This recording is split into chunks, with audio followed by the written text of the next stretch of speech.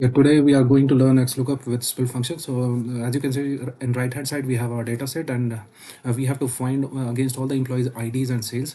This is syntax for X-Lookup. First three things which are compulsory and rest three are optional. So let's get started. We have to use X-Lookup with spill function. So this is the formula like X-Lookup, and then you have to take lookup value, but we will take as a spill function. So we have to select the entire data.